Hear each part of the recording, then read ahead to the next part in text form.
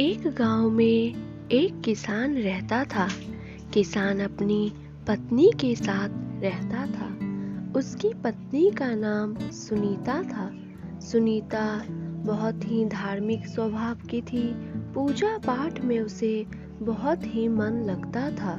हर दिन मंदिर में जाके भगवान जी को प्रसाद चढ़ाया करती थी और अपने घर परिवार के लिए सुख मंगल का कामना करती थी।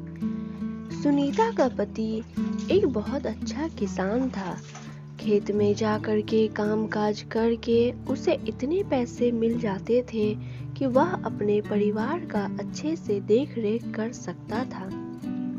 एक दिन सुनीता का पति जब खेत में काम कर रहा था, तभी अचानक उसका स्वास्थ्य कुछ ठीक नहीं लगने लगा। वह तुरंत ही घर आ गया और सुनीता से यह सारी बातें कहने लगा। सुनीता बेचारी डर गई कि आखिर अचानक उसके पति का स्वास्थ्य क्यों बिगड़ने लगा। धीरे धीरे उसके पति का स्वास्थ्य और भी बिगड़ने लगा और वह बिस्तर पर लेट गया। सुनीता अब बहुत ही चिंता में रहने लगी, क्योंकि उसका पति ही बाहर में जाके कमाता था, जिससे कि उसका घर चलता था। सुनीता को समझ नहीं आ रहा था कि आखिर ऐसा क्यों होने लगा। एक दिन सुनीता के ही घर के बगल में रह रही रमा, उसकी सहेली, वहां पे आई। रमा ने कहा, सुनीता, तुम इतना चिंता में क्यों बैठी हो? तुम तो चिंता मुक्त रहने वाली थी, फिर आज तुम्हें क्या हो गया है? रमा के पूछने पे सुनीता ने उसे सारी बातें बताई। अब रमा समझ गई थी कि सुनीता का चिंता का कारण क्या है। उसने कहा, सुनीता, तुम चिंता मत करो, हम आज ही मंदिर जाएंगे और इसका उपाय पूछेंगे।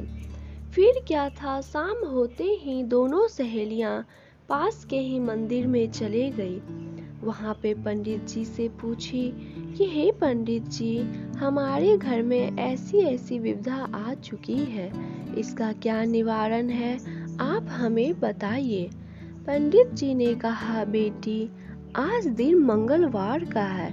कहा जाता है कि हनुमान जी सारे कष्टों से मुक्त करते हैं। घर में अगर कोई भी कष्ट है तो हनुमान जी उसको दूर जरूर करते हैं।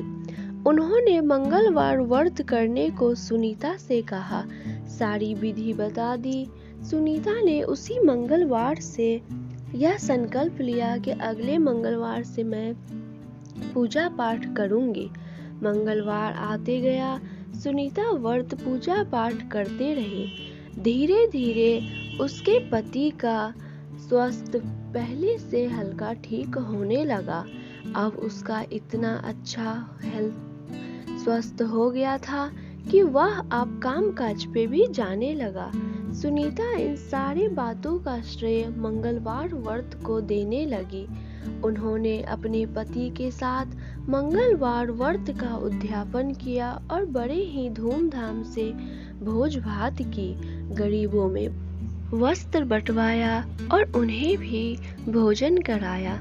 सुनीता और उसके पति इस पूजा का, इस शक्तिशाली मंगलवार व्रत कथा का गुणगान गाना नहीं भूलते थे।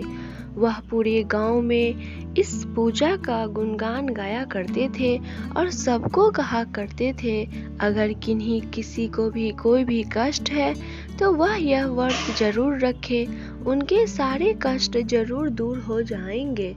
इस तरह से सुनीता और उसके पति पहले की तरह सुखी पूर्वक रहने लगे। यह सारा श्रेय सुनीता मंगलवार व्रत कथा को देने लगी। दोस्तों, कथा पसंद आया होगा।